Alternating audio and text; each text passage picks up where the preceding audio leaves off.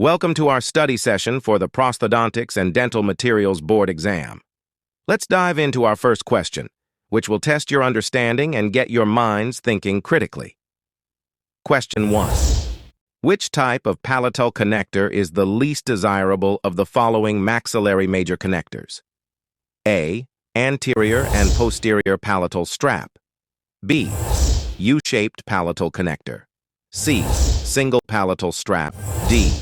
Anterior and posterior palatal bar.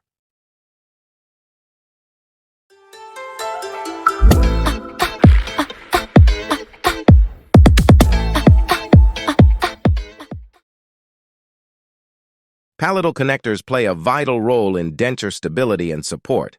Let's examine the key features and considerations of different connector designs.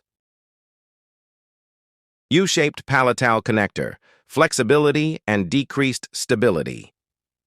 1.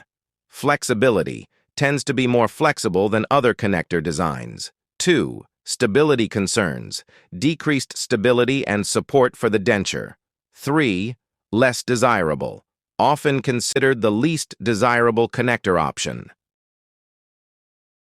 Anterior and posterior palatal strap, good support and force distribution.